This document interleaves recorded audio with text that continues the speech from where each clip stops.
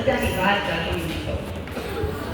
હું જ્યારે 7મું ભણતી હતી ત્યારે અમારે હિન્દીમાં ભણવામાં આવતી, એ તમે ગુજરાતીમાં રજૂ કરું છું. બરાબર?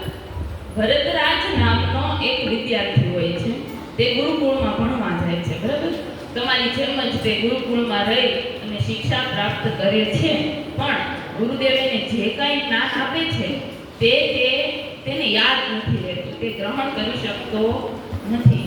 એમને જેટલું ભણાવે એટલું ભણાવે ત્યાં સુધી યાદ રહે, પછી પરીક્ષા આવે એટલે ભૂલાઈ જાય. પરીક્ષા આવે એટલે ભૂલાઈ જાય એટલે પરીક્ષામાં પાસ થવાય, પરીક્ષામાં એ નાપાસ થાય છે. એવું એકવાર નહીં પરંતુ 3 વાર એવું થાય છે. ત્યારે ગુરુજી જે છે એને એમ કહે છે કે હવે તું ભણી શકીશ નહીં, તું ગુરુકુળમાંથી જતો રહે અને તારા ઘરે જઈ અને તારા માતા પિતાને કામમાં મદદ કર.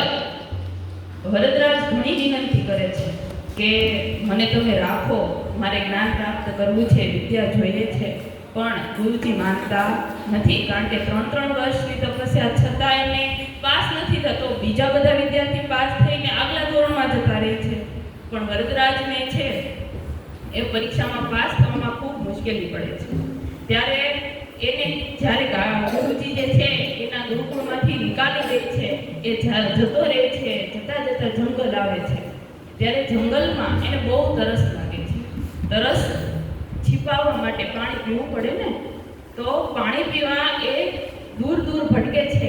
પછી એવામાં એને કૂવો દેખાય છે, તો કૂવા પાસે જઈ અને તે સિંચણ દ્વારા પાણી સિંચી અને પાણી પીવે છે. પાણી પી અને ત્યાં જ થોડીક વાર બેસી રહે છે.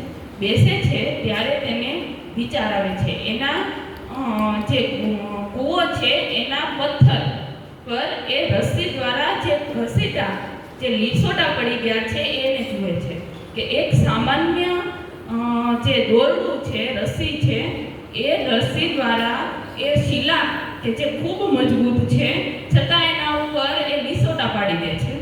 એ શેના કારણે? નિરંતર પ્રયત્ન દ્વારા ને. બરાબર? એક જ ધારું તમે પાણીને સિંચા કરો એટલે જે પથ્થર છે, પાષાણ છે, જે ખૂબ જ આમ શું કહેવાય, એક પ્રકારનો જળ છે, છતાં જળ વસ્તુ પર પણ જો એક સામાન્ય રસ્સી લીસોટા પાડી શકતી હોય તો હું તો એક માણસ છું, માણસ તો કામ કરી શકે ને, તો હું પણ પ્રયત્ન કરીશ અને હું જરૂર પાસ થઈશ. એવા વિચાર સાથે એને એક શિલા અને રસ્સીમાંથી પ્રેરણા મળે છે અને ફરી એ ઘરે જતો નથી, પણ ગુરુકુળ પાછો ફરે છે. ગુરુકુળ પાછો ફરી અને ગુરુજીને કહે છે, ભલે મારે ગમે એટલી મહેનત કરવી પડે, પણ હું જ્ઞાન પ્રાપ્ત કરીશ, તમે મને ભણાવો. પછી એ વિદ્યાર્થી ભરતરાજ ખૂબ મહેનત કરે છે અને એવો વિદ્વાન બને છે કે જે વિદ્વાન પાણીનીના વ્યાકરણ સૂત્રોનું જેને કોઈને જ્ઞાન નથી એવા વ્યાકરણ સૂત્રો એને મોઢે યાદ રહી જાય છે. તો એ શેના દ્વારા થયું? એના એક નિરંતર પ્રયત્ન દ્વારા. બરાબર? આપણે બધા પણ એક વિદ્યાર્થી છીએ. તમારી અત્યારે 25 માર્ક્સની ટેસ્ટ ચાલે છે ને, તો એમાં ઘણાને ઓછા માર્ક્સ આવે, ઘણાને વધારે આવે, ઓછા આવ્યા હોય ને ચીડવે.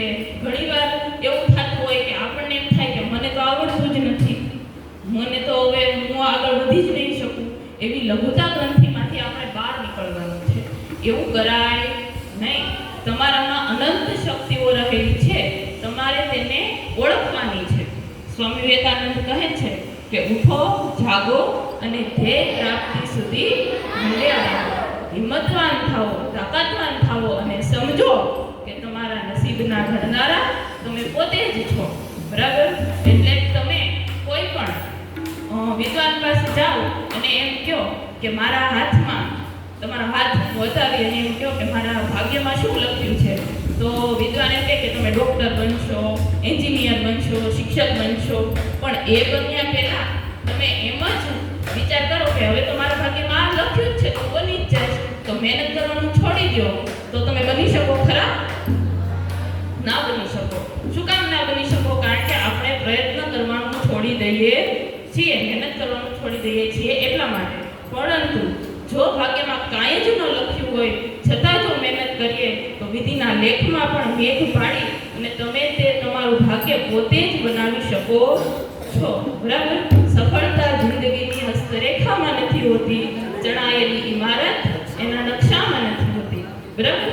એટલે ભગવાનને આપણે આખું વર્ષ મહેનત ન કરી હોય અને એમ કહીએ કે ભગવાન પ્લીઝ મને પાસ કરી દો ને, તો એમ ભગવાન પાસ કરે?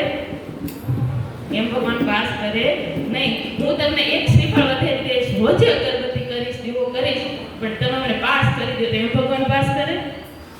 ના કરે. બરાબર? એટલા માટે આપણે મહેનત કરતા રહેવું જોઈએ.